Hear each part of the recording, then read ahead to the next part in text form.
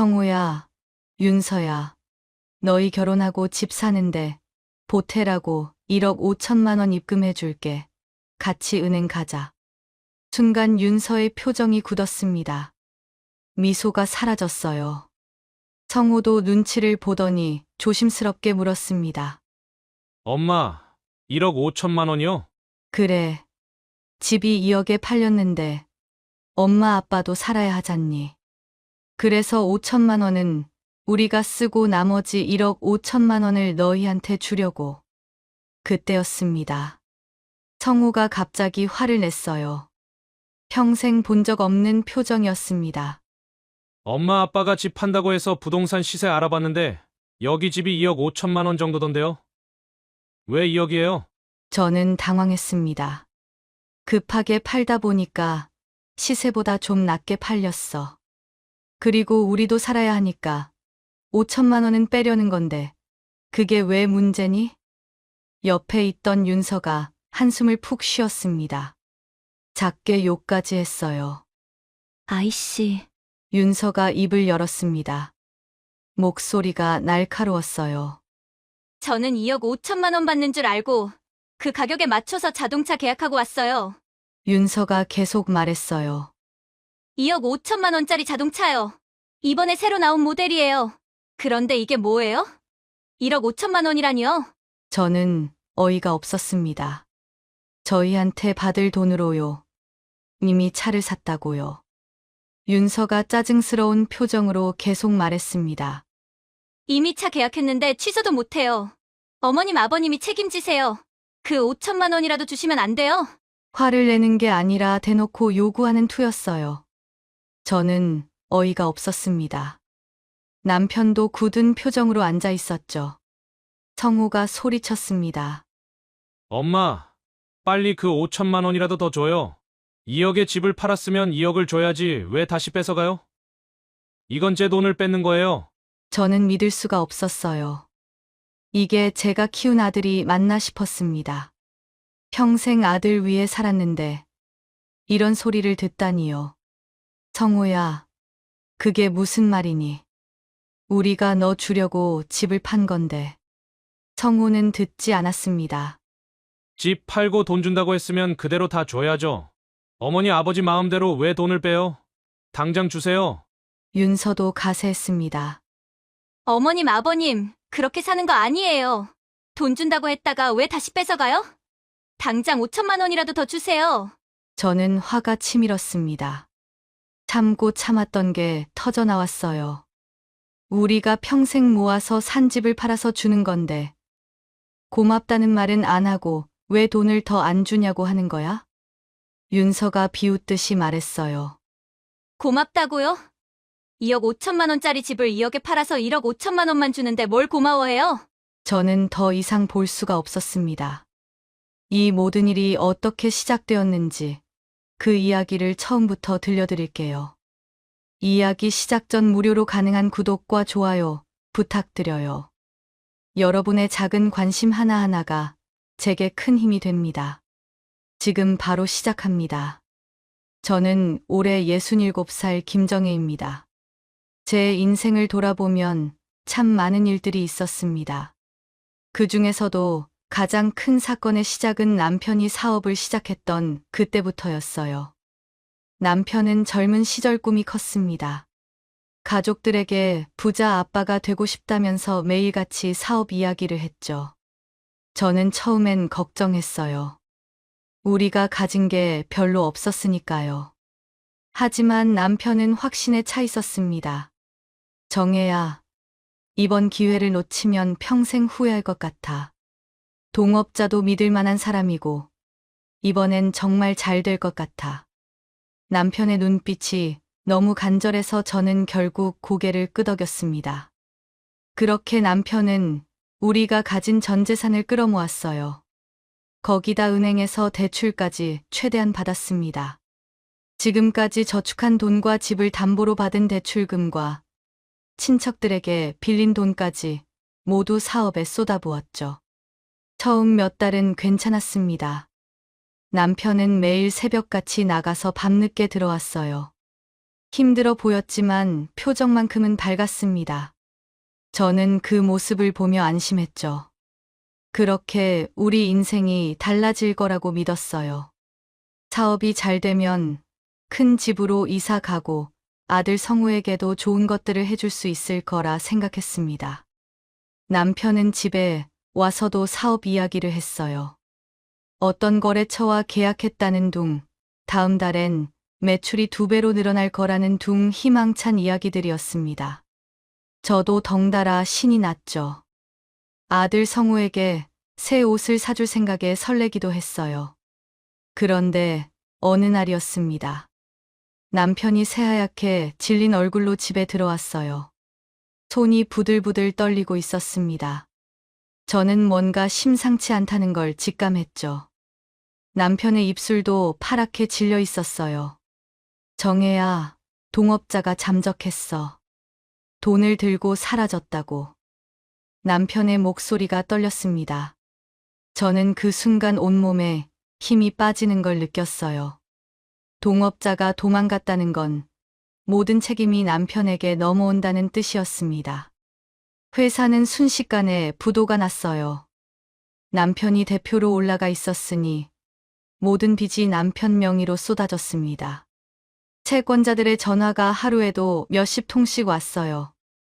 문 앞에서 고함치는 사람들도 있었습니다. 저는 매일 밤 잠을 이룰 수 없었죠. 남편은 며칠 동안 아무 말도 하지 않았어요. 그저 벽만 바라보며 앉아 있었습니다.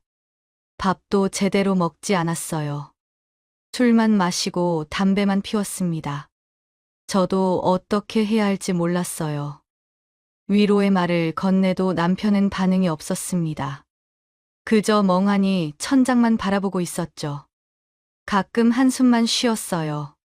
저는 그런 남편을 보며 가슴이 찢어지는 것 같았습니다. 가장 괴로웠던 건 함께 일하던 직원들에게 월급도 줄 수 없는 상황이었다는 사실이었습니다. 남편은 결국 눈물을 흘리며 말했어요.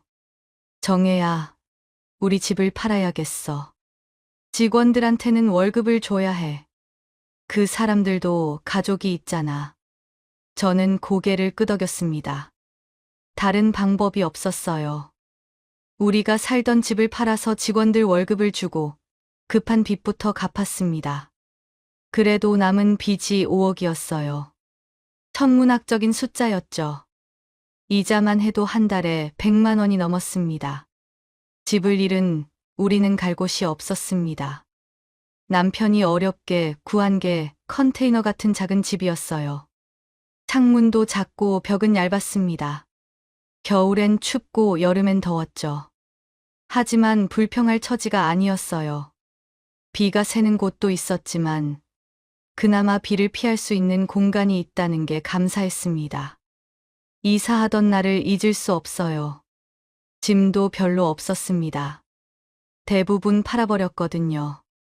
남은 건 옷가지와 이불 몇 장, 그리고 성우 장난감 몇 개뿐이었죠.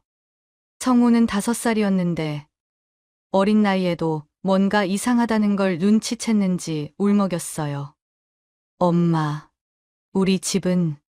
성우가 물었습니다. 저는 울음을 참으며 대답했어요. 성우야, 여기가 우리 새로운 집이야. 성우는 고개를 끄덕였습니다. 아무것도 모르는 순진한 눈빛이었어요. 그 눈을 보니 가슴이 더 아팠습니다.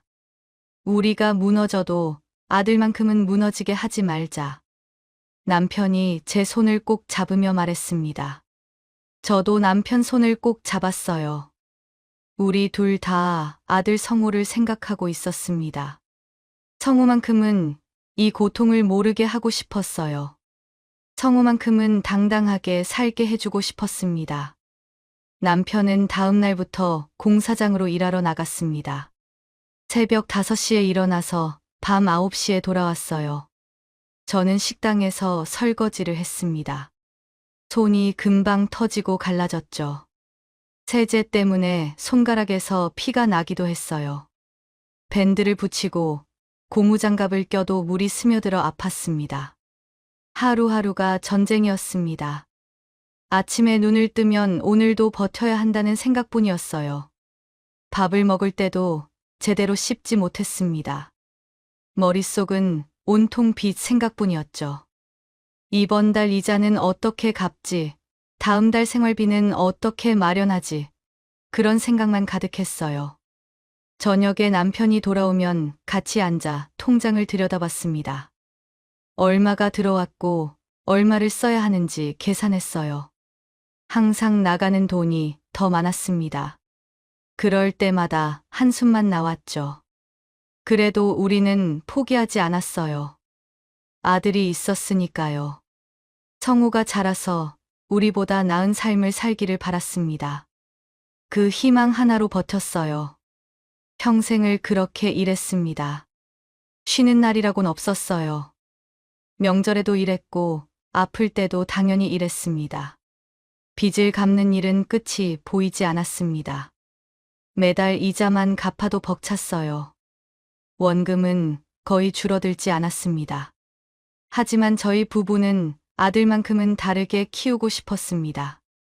성우가 초등학교에 들어갈 때였어요. 아이들 사이에서 운동화가 유행했습니다. 성우가 집에 와서 말했죠. 엄마, 친구들이 다 새 운동화 신었어. 성우는 아무렇지 않게 말했지만 저는 가슴이 아팠습니다. 지금 신발은 2년째 신고 있었어요. 바닥이 닳아서 비가 오면 물이 스며들었죠. 성우가 학교에서 운동장을 뛰다가 넘어져서 신발이 더 해진 적도 있었어요. 그날 밤 남편과 상의했습니다. 우리 형편에 새 운동화를 사주는 건 사치였어요. 하지만 남편이 말했습니다. 정혜야, 성우가 친구들한테 놀림받으면 안 돼. 운동화 하나쯤은 사줘야지. 저도 같은 생각이었어요. 다음 날 저는 식당 월급을 미리 받아서 운동화를 샀습니다. 비싼 건 아니었지만 성우가 원하던 브랜드였죠. 성우가 운동화를 신고 뛰어다니는 모습을 보니 눈물이 날 것 같았어요. 그렇게 기뻐하는 아들을 보니 제 고생이 아무것도 아닌 것 같았습니다. 식당 사장님이 월급을 미리 준다고 했을 때 머리를 숙였어요. 죄송하다고, 더 열심히 일하겠다고 말했습니다. 사장님은 괜찮다며 손을 흔들었지만 저는 창피했어요. 월급을 갑을 받아야 할 정도로 궁핍하다는 게 부끄러웠습니다. 중학교에 들어가서도 마찬가지였습니다. 새로운 가방이 유행이면 가방을 사줬어요. 브랜드 옷이 유행이면 옷을 사줬습니다. 우리 부부는 몇 년째 같은 옷만 입었지만 성우만큼은 남들과 비교당하지 않게 했어요. 저는 겨울 내내 똑같은 패딩을 입었습니다. 안감이 찢어져도 꿰매서 입었어요. 남편도 마찬가지였죠. 어느 날 성우가 짜장면을 먹고 싶다고 했습니다. 친구들이 짜장면 얘기를 했다면서요. 저는 지갑을 열어봤어요. 1,000원짜리 몇 장이 전부였습니다. 남편에게 전화했죠. 남편은 곧장 집으로 왔어요. 주머니에서 10,000원짜리 한 장을 꺼냈습니다. 그날 공사장 일당이었어요. 성우야, 엄마랑 짜장면 먹으러 갔다 와. 저는 성우 손을 잡고 중국집에 갔습니다. 성우한테만 짜장면을 시켰어요. 저는 물만 마셨습니다. 성우가 물었죠. 엄마는 안 먹어? 저는 웃으며 대답했습니다. 엄마는 배 안 고파. 맛있게 먹어 성우야. 성우는 짜장면을 맛있게 먹었어요. 숨소리가 날 정도로 후루룩 소리를 내며 먹었습니다. 저는 그 모습을 보며 행복했어요. 배가 고팠지만 아들이 배불리 먹는 걸 보는 게 더 좋았습니다. 그날 저녁 저는 아무것도 먹지 못했어요. 남편도 마찬가지였습니다. 하지만 성우가 배부르게 먹었으니 괜찮았어요. 남편과 저는 라면, 국물만 끓여서 나눠 먹었습니다. 그것도 면은 빼고 국물만요. 주변 사람들이 가끔 물었습니다. 그렇게까지 해야 하는 거야. 형편에 맞게 아이를 키워야지. 저는 그냥 웃었어요. 설명할 필요를 느끼지 못했습니다. 우리 아들이 저희보다 나은 세상을 사는 게 제 소원이었어요. 그것만으로 충분했습니다. 다른 사람들이 뭐라 하든 상관없었어요. 가끔 동네 아주머니들이 수군거렸습니다. 저희 형편을 아는 사람들이었죠. 빚도 많은데 아들한테 너무 잘해준다고 했어요. 하지만 저는 신경 쓰지 않았습니다. 제 아들이니까 제가 알아서 키우면 되는 거였어요.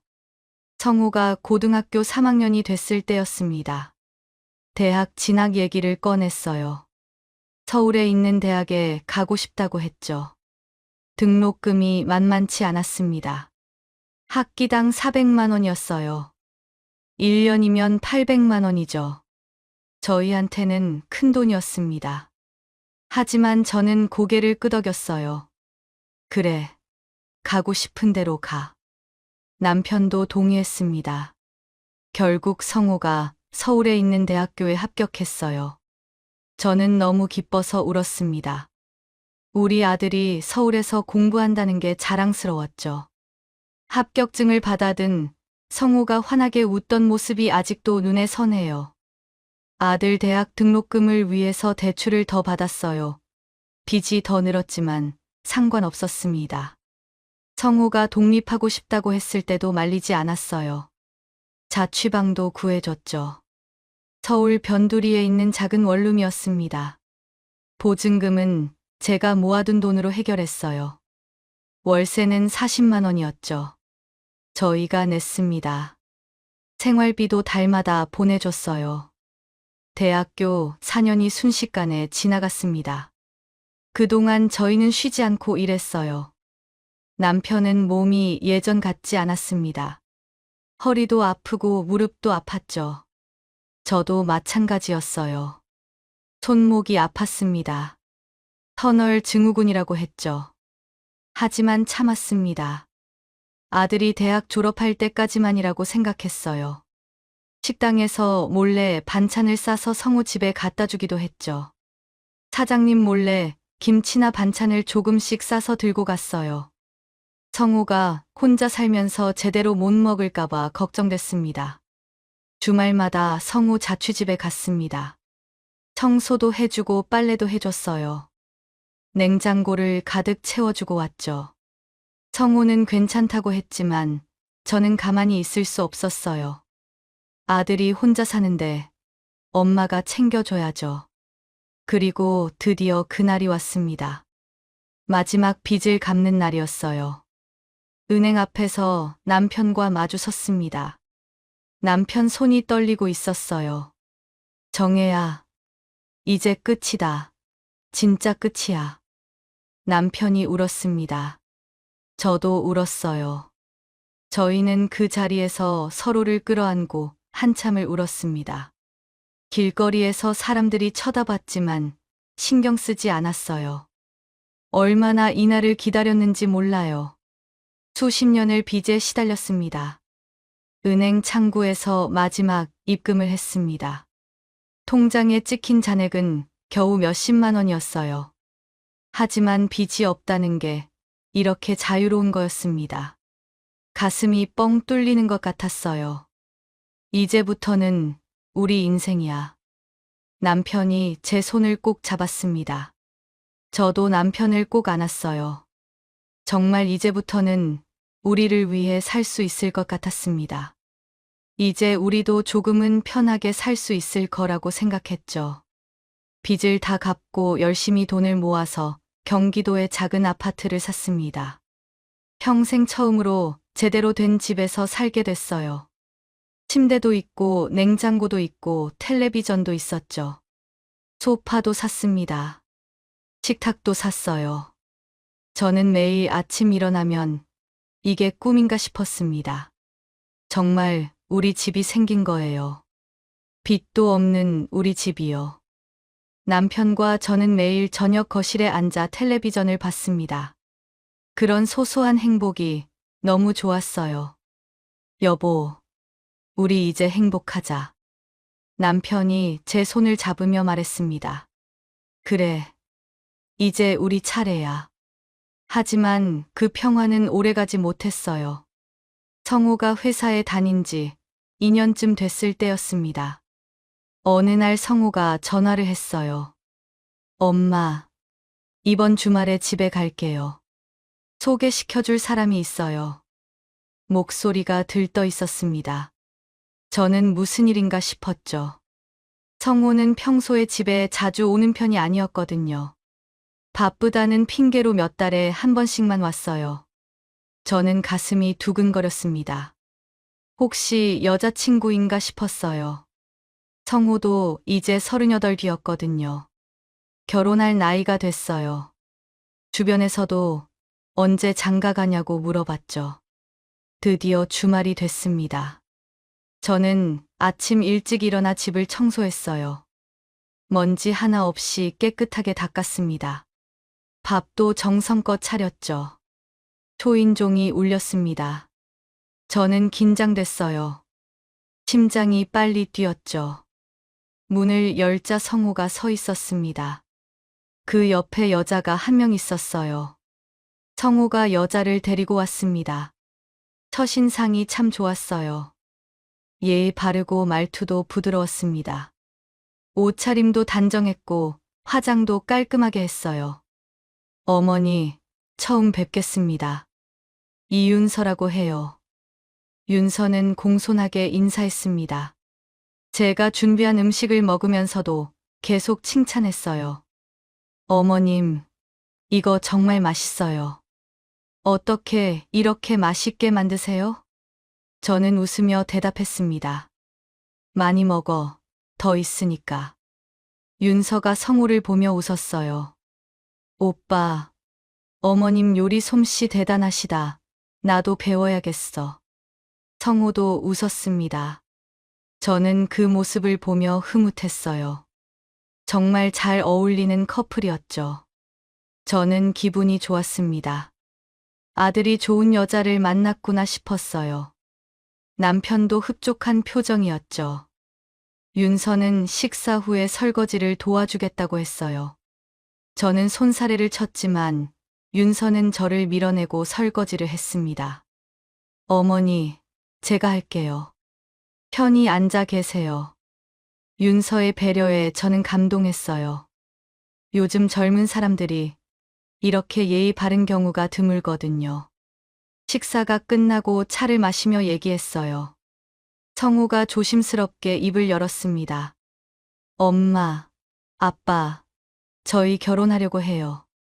저는 깜짝 놀랐어요. 하지만 기뻤습니다. 성우가 이제 가정을 꾸린다니요. 남편도 눈시울이 붉어졌어요. 우리 아들이 장가를 간다니 믿기지 않았습니다. 며칠 뒤 상견례 날짜가 잡혔습니다. 저는 긴장됐어요. 옷장을 열어봤는데 마땅한 옷이 없었습니다. 결국 시장에 가서 새 옷을 샀습니다. 10만 원짜리였어요. 저한테는 비싼 옷이었죠. 남편도 양복을 새로 샀습니다. 20만 원을 주고요. 구두도 샀어요. 오래된 구두는 낡아서 신을 수 없었거든요. 상견례 장소는 서울의 한 호텔이었습니다. 성우가 예약했다고 했어요. 저는 남편과 함께 그곳에 갔습니다. 호텔 입구부터 화려했어요. 저는 주눅이 들었습니다. 이런 곳에 와본 적이 없었거든요. 윤선의 부모님이 먼저 와 계셨어요. 저희를 보자 일어나서 인사했죠. 첫눈에 봐도 여유로워 보였습니다. 윤서 어머님은 명품 가방을 들고 계셨어요. 저도 아는 가방이었어요. 텔레비전에서 본 적이 있었거든요. 몇백만 원짜리였죠. 윤서 아버님은 비싼 시계를 차고 계셨습니다. 반짝반짝 빛났어요. 넥타이도 명품이었죠. 옷도 저희와는 비교가 안 됐습니다. 맞춤 양복 같았어요. 사돈댁과 악수를 나눴습니다. 저는 제 손을 내려다봤어요. 거친 손이었어요. 평생 설거지하고 빨래하느라 굳은 살이 가득했습니다. 손톱 밑에는 아무리 씻어도 지워지지 않는 때가 껴 있었죠. 손등에는 화상 자국도 있었어요. 식당에서 뜨거운 물에 데인 자국이었습니다. 반면 윤서 어머님의 손은 달랐습니다. 부드러워 보였어요. 매니큐어도 발라져 있었죠. 악수를 할 때 저는 손을 살짝 감췄습니다. 살짝 부끄러웠거든요. 식사 내내 저는 불편했어요. 사돈댁은 아주 좋으신 분들이었습니다. 친절했고 배려도 해주셨어요. 하지만 그게 오히려 더 부담스러웠습니다. 너무 잘해주시니 더 초라하게 느껴졌어요. 윤서 아버님이 말씀하셨어요. 사돈 어른, 우리 윤서 잘 부탁드립니다. 윤서가 귀하게 자라서 걱정이 많네요. 저는 어색하게 웃었습니다. 뭐라고 대답해야 할지 몰랐어요. 남편이 대신 말했죠. 아닙니다. 저희 아들이 부족한데 윤서양을 좋은 며느리로 맡게 돼서 감사합니다. 식사하는 동안 사돈댁에서 윤서 이야기를 많이 했어요. 윤서가 어렸을 때부터 똑똑했다는 둥, 대학도 좋은 곳을 나왔다는 둥 자랑이 많았습니다. 그냥 웃기만 했어요. 남편도 마찬가지였죠. 상견례는 무난하게 진행됐습니다. 윤서 부모님은 친절했어요. 저희를 무시하는 기색도 없었죠. 하지만 저는 내내 위축됐습니다. 저희와 너무 다른 세계에 사는 사람들 같았거든요. 식사가 끝나고 나왔습니다. 인사를 나누고 헤어졌어요. 사돈댁은 고급 승용차를 타고 갔습니다. 저희는 버스를 탔죠. 집으로 돌아오는 길에 버스 안에서 남편이 말했습니다. 정혜야, 우리 성호가 좋은 집 며느리를 만났어. 윤서 부모님도 좋으신 분들이고, 저도 고개를 끄덕였습니다. 하지만 마음 한구석이 무거웠어요.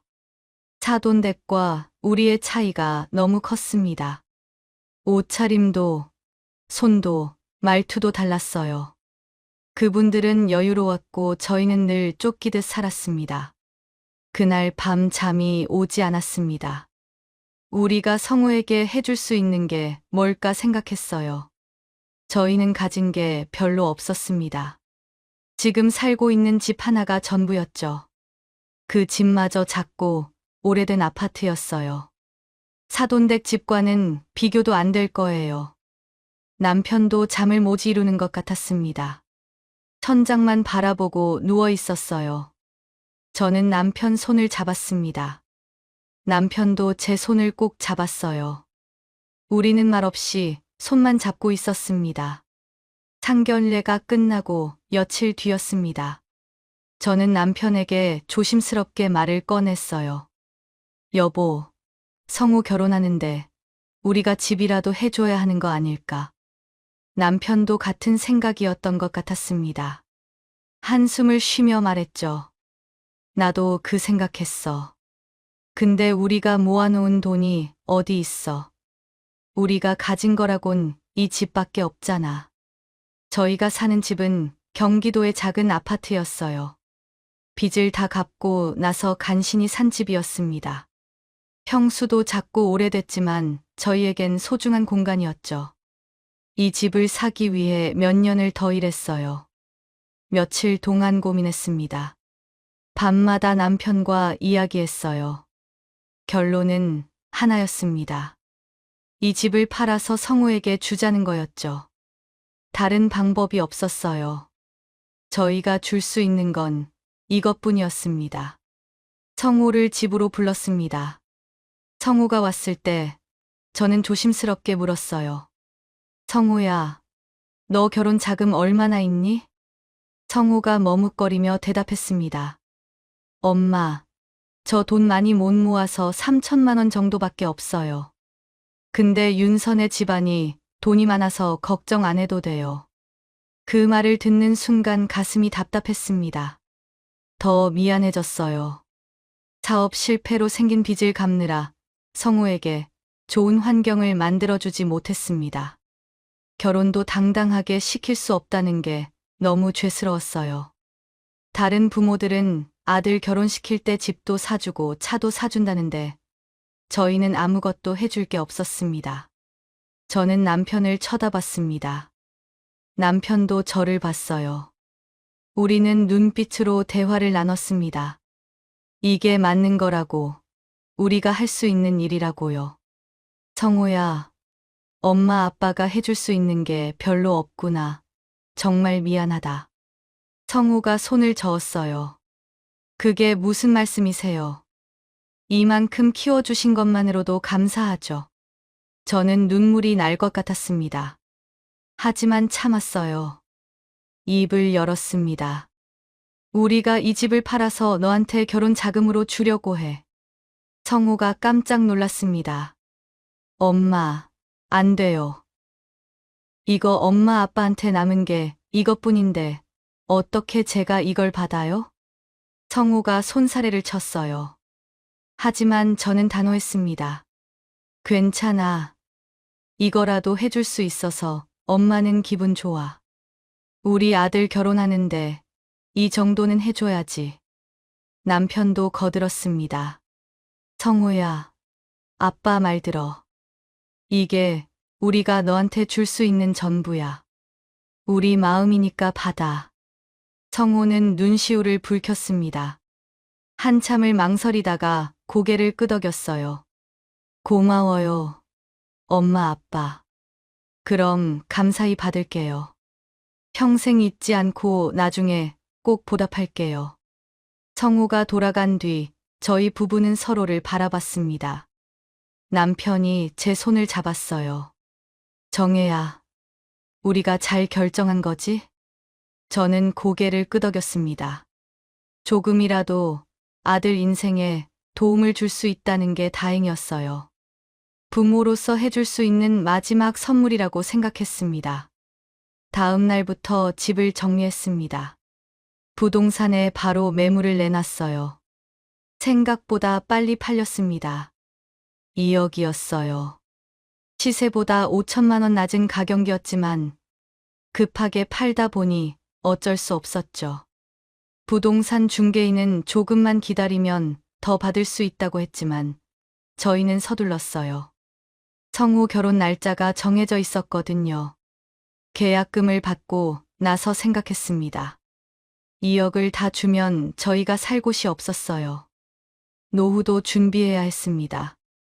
고민 끝에 결정했어요.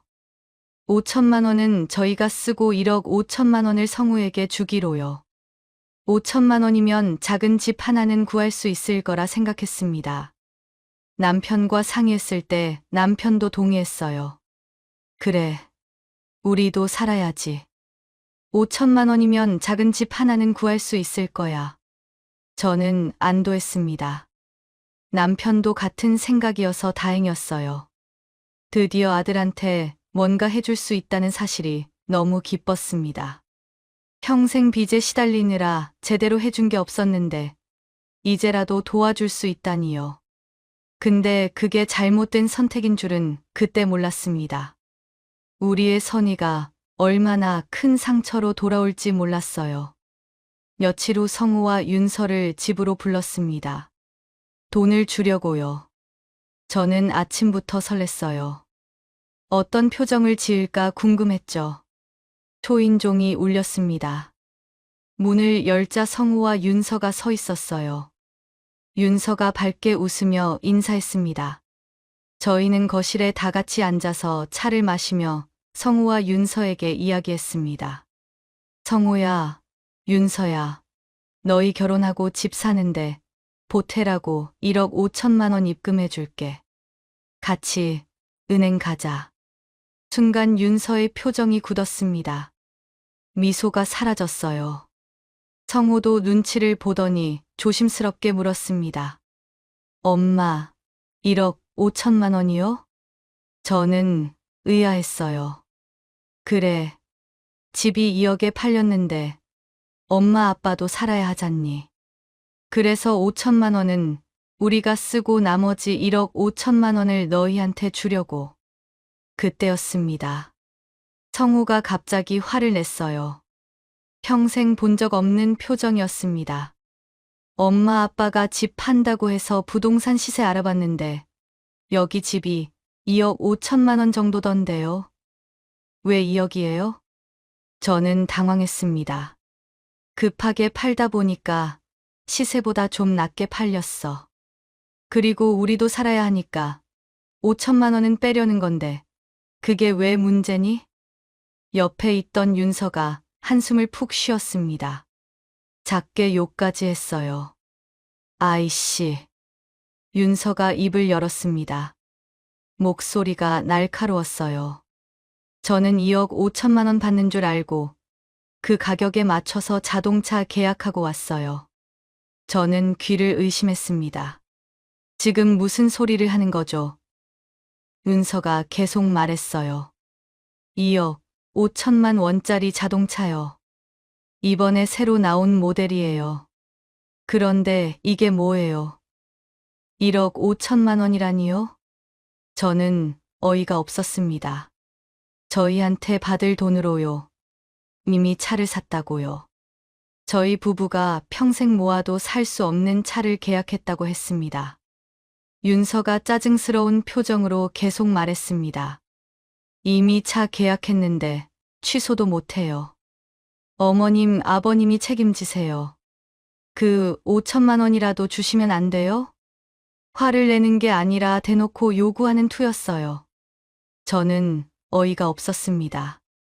남편도 굳은 표정으로 앉아 있었죠. 성우가 소리쳤습니다. 엄마, 빨리 그 5천만 원이라도 더 줘요. 2억에 집을 팔았으면 2억을 줘야지 왜 다시 뺏어가요? 이건 제 돈을 뺏는 거예요. 저는 믿을 수가 없었어요. 이게 제가 키운 아들이 맞나 싶었습니다. 평생 아들 위해 살았는데 이런 소리를 듣다니요. 성우야, 그게 무슨 말이니? 우리가 너 주려고 집을 판 건데. 성우는 듣지 않았습니다. 집 팔고 돈 준다고 했으면 그대로 다 줘야죠. 어머니, 아버지 마음대로 왜 돈을 빼요? 당장 주세요. 윤서도 가세했습니다. 어머니, 아버니, 그렇게 사는 거 아니에요. 돈 준다고 했다가 왜 다시 뺏어가요? 당장 5천만 원이라도 더 주세요. 저는 화가 치밀었습니다. 참고 참았던 게 터져 나왔어요. 너희는 부모 마음보다 돈이 더 중요해. 우리가 평생 모아서 산 집을 팔아서 주는 건데 고맙다는 말은 안 하고 왜 돈을 더 안 주냐고 하는 거야. 윤서가 비웃듯이 말했어요. 고맙다고요. 2억 5천만 원짜리 집을 2억에 팔아서 1억 5천만 원만 주는데 뭘 고마워해요? 저는 더 이상 볼 수가 없었습니다. 소리쳤어요. 당장 내 집에서 나가. 너희한테 줄 돈 없으니까 당장 나가. 성우와 윤서는 나가지 않았습니다. 거실에 그대로 앉아 있었어요. 윤서가 팔짱을 끼며 차갑게 말했습니다. 돈 주실 때까지 안 나갈 거예요. 그렇게 아세요. 성우도 고개를 끄덕였어요. 팔짱을 낀 채 저를 쳐다봤죠. 저는 믿을 수가 없었습니다. 남편이 화가 난 목소리로 소리쳤어요. 너 정신 차려. 너 지금 무슨 짓을 하는 거야? 하지만 성우는 꿈쩍도 하지 않았습니다. 오히려 더 당당해 보였어요. 윤서와 함께 방으로 들어가더니 문을 닫아버렸습니다. 쾅 소리가 났어요. 저는 방문을 두들겼습니다. 주먹으로 세게 쳤죠. 당장 문 열어. 나가라고. 하지만 문은 열리지 않았어요. 안에서 성우 목소리가 들렸습니다. 차갑더군요. 돈 주실 때까지 안 나갈 거니까 어머니가 결정하세요. 저는 더 이상 참을 수 없었습니다. 거실 서랍에서 비상용 열쇠를 꺼냈어요. 문을 열고 소리를 질렀습니다. 당장 내 집에서 나가. 여기 내 집이야. 눈물이 쏟아졌습니다. 나랑 네 아버지가 평생 너를 어떻게 키웠는데, 어떻게 부모한테 그런 소리를 해. 우리는 너 같은 아들 키운 적 없어. 당장 나가고 앞으로 연락도 하지 마. 성우가 스마트폰을 내려놓으며 말했어요. 표정이 무덤덤했습니다. 그럼 돈 주세요. 주면 바로 나갈 테니까. 말로만 나가라고 하지 말고 돈 주면 되잖아요. 성우는 계속 돈을 달라고 소리쳤습니다. 저는 더 이상 말이 통하지 않는다고 판단했어요. 부엌으로 갔습니다. 바가지에 찬물을 가득 떠왔어요. 그리고 성우와 윤서에게 물을 확 뿌렸습니다. 윤서가 비명을 질렀습니다. 깍! 이게 뭐예요? 성우와 윤서의 옷이 흠뻑 젖었어요. 윤서가 벌떡 일어나며 소리쳤습니다. 미쳤어요. 왜 이래요? 이거 비싼 옷이에요. 저는 차갑게 말했습니다. 내가 나가라고 하지 않았어. 물 한 번 더 맞고 싶지 않으면 당장 나가. 윤서는 기겁하며 집 밖으로 뛰쳐나갔습니다. 성우도 따라 나갔습니다. 현관에서 급하게 신발을 신으려고 허둥댔어요. 그때 남편이 뒤에서 차갑게 한마디 했습니다. 우리는 너 같은 아들 안 키웠어. 앞으로 보지 말자. 성우가 한 번 뒤를 돌아봤습니다. 하지만 곧 윤서를 따라 나가버렸어요. 문이 닫혔습니다. 집이 조용해졌어요. 저와 남편만 남았습니다. 한참을 말없이 서 있다가 저는 주저앉았습니다.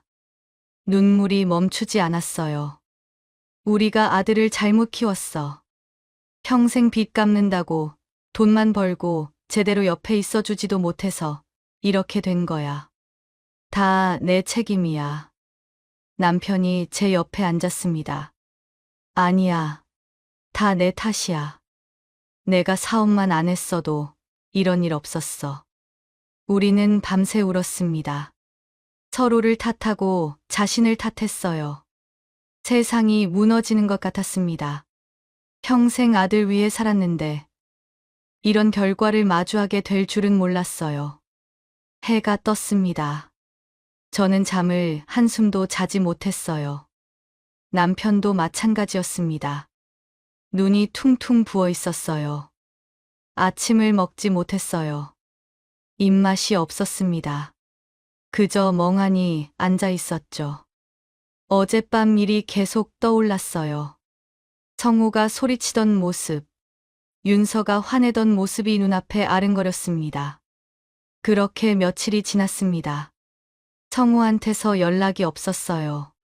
저도 연락하지 않았습니다. 아니, 할 수가 없었어요. 뭐라고 말해야 할지 몰랐거든요. 집은 이미 팔린 상태였습니다. 한 달 안에 이사를 나가야 했어요. 저희는 갈 곳을 정해야 했습니다. 하지만 마음이 너무 아파서 아무것도 할 수가 없었어요. 남편이 먼저 입을 열었습니다. 정혜야, 우리 어떻게 할까? 저는 대답하지 못했어요. 생각이 복잡했습니다. 아들을 원망하는 마음과 그래도 아들이라는 마음이 교차했어요. 어느 날 저녁이었어요. 저는 남편에게 말했습니다. 여보, 이제 우리도 우리를 위해 살자. 아들한테 주려고 했던 이 돈으로 우리가 살자. 남편이 고개를 끄덕였습니다. 그래, 평생 아들 위해 살았으니까 이제는 우리를 위해 살아야지. 저는 예전 기억이 떠올랐어요. 젊었을 때 남편과 나눴던 대화였습니다. 여보, 기억나. 우리 젊었을 때 조용한 시골에서 농사 지으면서 살고 싶다고 했잖아. 남편이 웃었습니다. 오랜만에 보는 웃음이었어요. 그랬지. 마당 있는 집에서 꽃도 키우고 채소도 키우고 싶다고 했었지. 저도 웃었습니다. 이제 그렇게 살자. 시골로 내려가자. 거기서 조용히 우리 둘이 살자. 남편이 제 손을 잡았습니다. 그래. 우리 둘이면 충분해. 다음 날부터 시골 집을 알아보기 시작했습니다. 3주쯤 지났을 때 드디어 마음에 드는 집을 찾았어요. 강원도 산골 마을에 있는 작은 전원주택이었습니다. 마당도 있고 집 상태도 괜찮았어요. 집은 크지 않았지만 저희 둘이 살기엔 충분했습니다. 가격은 1억 5천만 원이었습니다. 시골이라 저렴했어요. 서울 같았으면 이런 집을 살 수 없었겠죠. 저희는 바로 계약했습니다. 망설임 없이요. 계약금을 주고 한 달 후에 잔금을 치르기로 했어요. 그때 이사하기로 했죠. 집을 정리하면서 성우 어렸을 때 사진들을 봤어요. 눈물이 났지만 참았습니다. 어린 성우가 환하게 웃고 있는 사진이었어요. 그때는 정말 순수했는데 언제부터 변한 걸까요? 이사하는 날이 왔습니다. 짐은 많지 않았어요. 평생 가난하게 살았으니 가진 것도 별로 없었거든요. 옷 몇 벌에 이불 몇 채였죠. 식기도 조금 있었고요. 트럭 한 대면 충분했습니다. 새 집에 도착했습니다. 마당에는 작은 텃밭이 있었어요. 집 안은 깨끗했습니다. 햇살이 잘 들어왔어요. 짐을 풀고 저희는 마당에 앉았습니다. 커피를 한 잔씩 마셨어요. 오랜만에 여유로운 시간이었습니다. 정혜야, 우리 이제 행복하게 살자. 남편이 말했습니다. 저는 고개를 끄덕였어요. 통장에 남은 돈은 5천만 원이었습니다.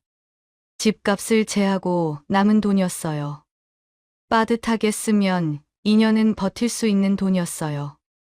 하지만 일을 해야 했죠. 돈은 계속 필요했으니까요. 일주일쯤 지났을 때였습니다. 남편에게 전화가 왔어요. 예전에 같이 일했던 공사장 직원이었습니다. 건우 형, 지금 현장 관리자 자리가 비었는데 형 생각나서 전화했어요. 몸으로 일하는 자리는 아니고 그냥 관리만 해주면 돼요. 같이 일해줄 수 있어요? 남편이 저를 쳐다봤습니다. 저는 고개를 끄덕였어요. 알겠어. 바로 일할 수 있어. 남편이 일자리를 구한 게 다행이었습니다. 일주일에 3번만 나가면 됐어요. 현장에서 공사 진행 상황 체크하고 자재 주문 정도만 하는 자리였습니다. 급여도 괜찮았어요. 200만 원이었죠. 저희 둘이 살기에 충분한 돈이었습니다. 저는 동네를 돌아다니며 이웃들과 친해졌어요. 한 할머니가 밭일을 도와달라고 하셨습니다. 정혜 씨, 우리 밭에서 고추 좀 따줄래요? 품삯 드릴게요. 요즘 일손이 부족해서요. 저는 흔쾌히 수락했습니다. 고추도 따고 오이도 땄어요. 힘들었지만 마음은 편했습니다. 식당에서 설거지하는 것보다 훨씬 좋았어요. 저녁이면 남편과 함께 마당에 앉았습니다. 별을 보며 차를 마셨어요. 평생 처음으로 느끼는 평화였습니다. 오늘은 돈 걱정하지 말고 고기라도 사서 밥 먹자. 남편이 웃으며 말했습니다. 저도 웃었어요. 정말 오랜만에 마음 편히 밥을 먹었습니다. 시골 생활이 익숙해졌습니다. 아침 일찍 일어나 텃밭을 돌보고 동네 할머니 밭에서 일했어요. 남편은 일주일에 3번씩 공사장에 나갔습니다. 예전처럼 고된 노동은 아니었어요. 그저 현장을 둘러보고 자재를 체크하는 일이었죠. 남편 표정도 많이 밝아졌어요.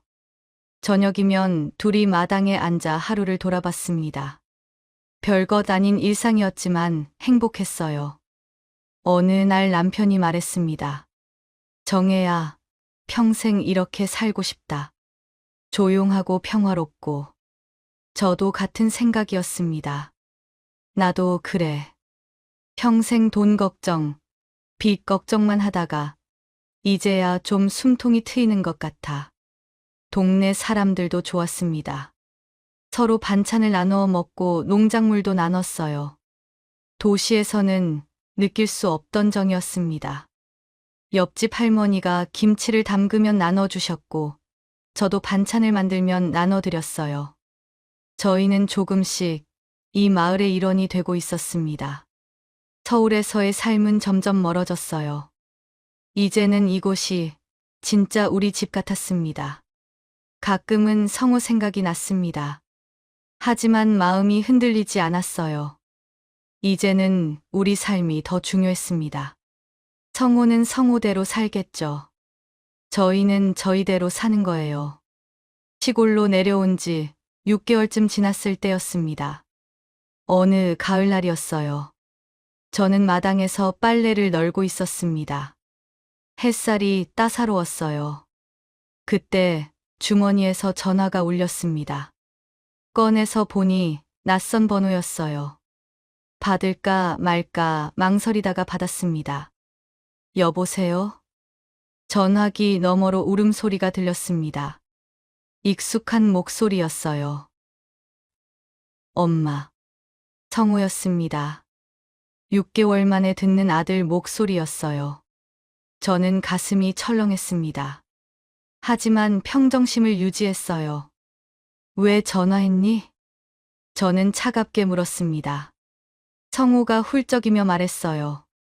엄마, 나 결혼 안 하기로 했어. 저는 아무 말도 하지 않았습니다. 성우가 계속 말했죠. 저번에 그렇게 나가고 나서 계속 결혼 준비했는데 은서랑 너무 안 맞는 거야. 생각보다 훨씬 안 맞았어. 저는 여전히 침묵했습니다. 듣고만 있었어요. 성우의 목소리가 더 떨렸습니다. 윤서가 반지랑 목걸이 세트로 1,000만 원짜리를 사달래. 근데 나한테 그럴 돈이 없잖아. 3,000만 원이 전부인데 어떻게 1,000만 원을 반지에 써? 저는 그렇겠구나 생각했습니다. 윤서가 돈만 밝히는 사람이니까요. 그럴 줄 알았어요. 성우가 울먹이며 계속 말했습니다. 그리고 성격도 너무 안 맞아. 겉으로는 착한 척을 하는데 알고 보니 원래 모습은 완전 달라. 사람 무시하고 화도 자주 내고 욕도 하고. 저는 처음부터 알았습니다. 윤서의 본 모습을요. 그날 저희 집에서 보였으니까요. 돈 때문에 소리 지르던 모습 말이에요. 그래서 내가 엄마 아빠한테 그렇게 눈치 봤던 거야. 윤서가 무섭더라고. 말 안 들으면 헤어지겠다고 협박하고. 성우가 한참을 울다가 계속 말했어요. 차도 사고 집도 알아봤는데 자꾸 더 비싼 걸로 바꾸자고 해. 그게 감당이 안 되는 거야. 결국 지난주에 파혼했어. 저는 그럴 줄 알았다고 생각했습니다.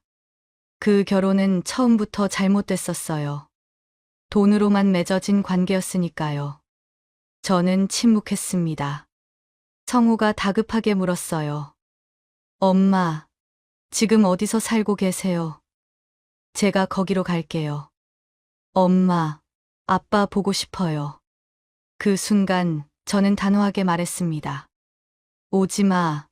저번에 그렇게 돈 내놓으라고 난리 쳤으면서 제대로 사과도 안 해놓고 어딜 오려고 해.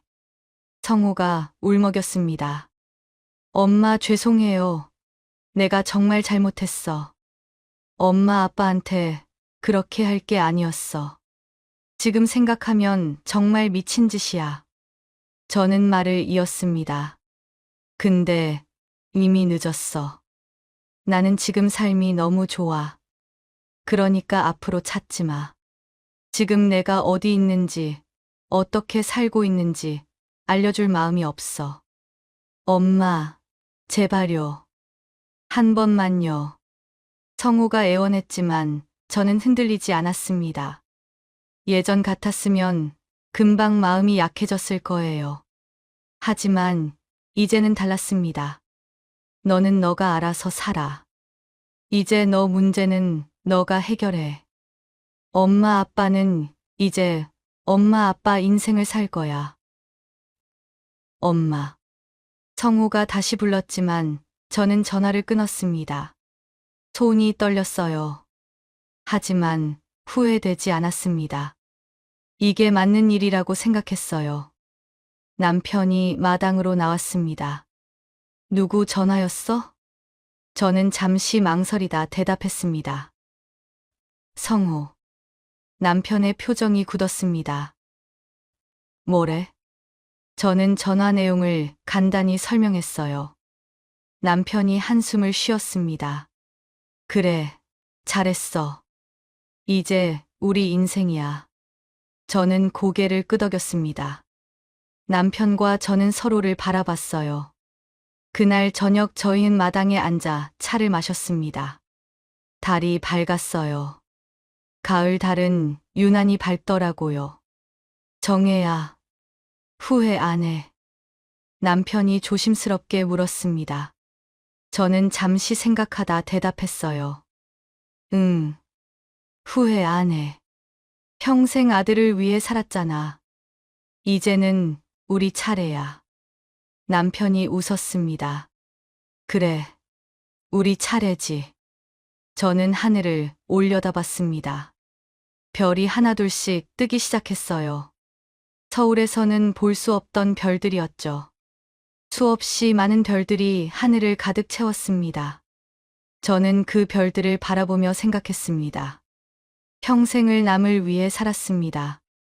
빚을 갚느라, 아들을 키우느라 정신없이 살았어요.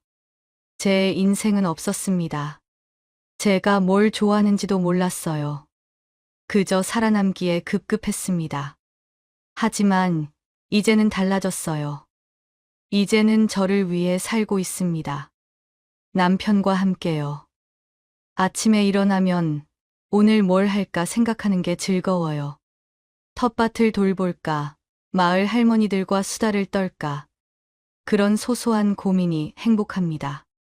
가족을 위해 희생하는 게 미덕이라고 배웠습니다. 특히 어머니는 가족을 위해 모든 걸 버려야 한다고 하더라고요. 하지만 희생만 하다 보면 자신을 잃어버립니다. 저는 그걸 너무 늦게 깨달았어요. 하지만 지금이라도 알게 돼서 다행입니다. 67에 찾은 제 인생이지만 이제라도 시작할 수 있다는 게 감사해요. 아들에게 모든 걸 줬습니다. 제가 가진 전부를 쏟아부었어요. 하지만 아들은 그게 당연하다고 생각했어요. 감사할 줄 몰랐습니다. 부모의 희생 위에서 자란 아이는 그걸 권리라고 착각하더라고요. 부모의 사랑이 무한하다고 착각하면 안 됩니다. 부모도 사람입니다. 상처받고 아파합니다. 한없이 주기만 하면 결국 고갈돼요. 저도 그랬습니다. 마지막엔 아무것도 남지 않았어요. 저는 이제 제 인생을 살 겁니다. 남편과 함께 이 집에서 평화롭게요. 그게 제가 원하는 삶입니다. 성우가 언젠가 깨닫기를 바랍니다. 부모의 소중함을요. 하지만 그건 성우의 몫입니다. 제가 가르쳐 줄 수 없어요. 스스로 깨달아야 하는 거죠. 저도 이제야 깨달았으니까요. 저는 더 이상 아들을 위해 제 인생을 희생하지 않을 겁니다. 평생 그렇게 살았어요. 이제는 제 차례입니다. 남편과 함께 행복하게 사는 게 제 목표예요. 남편이 제 손을 잡았습니다. 저도 남편 손을 꼭 잡았어요. 거친 손이었지만 따뜻했습니다. 평생 고생한 손이에요. 이제 이 손도 쉬어야 합니다. 정혜야, 우리 행복하게 살자. 응, 우리 행복하게 살자. 마당에 핀 꽃들이 바람에 흔들렸습니다. 달빛이 꽃잎을 비췄어요. 코스모스가 바람에 하늘하늘 춤을 추고 있었습니다. 저는 처음으로 진짜 평화를 느꼈습니다. 평생 바라던 그 평화였어요. 돈 걱정도, 빚 걱정도, 아무 걱정도 없는 평화요. 이제 저는 저를 위해 삽니다. 그게 제가 배운 가장 큰 교훈입니다. 누군가를 위해 나를 버리는 건 사랑이 아니라 자기 파괴예요. 진짜 사랑은 서로를 존중하고 배려하는 거죠. 일방적인 희생은 결국 모두를 불행하게 만듭니다. 성호도 언젠가 알게 될 거예요. 부모가 얼마나 소중한 존재인지, 부모의 사랑이 얼마나 귀한 건지요. 하지만 그때는 이미 늦을지도 몰라요. 바람이 불었습니다. 시원한 가을바람이었어요. 저는 눈을 감고 바람을 느꼈습니다. 평생 이렇게 여유롭게 바람을 느껴본 적이 없었어요. 항상 뭔가에 쫓기듯 살았거든요. 우리는 한참을 그렇게 앉아 있었어요. 말없이 달을 보고 별을 보고 꽃을 봤습니다. 이게 행복이구나 싶었습니다. 거창한 게 아니라 이런 소소한 순간들이 행복이더라고요. 사랑하는 사람과 함께 있는 것, 걱정 없이 오늘을 사는 것, 그게 진짜 행복이었습니다. 제 인생의 새로운 챕터가 시작됐습니다. 67에 찾은 제 삶이에요. 늦었지만 지금이라도 시작할 수 있어서 감사합니다. 남은 인생은 저를 위해, 남편을 위해, 우리 둘을 위해 살겠습니다. 이게 제 이야기의 끝입니다. 아니, 끝이 아니라 새로운 시작이네요. 진짜 제 인생의 시작 말이에요.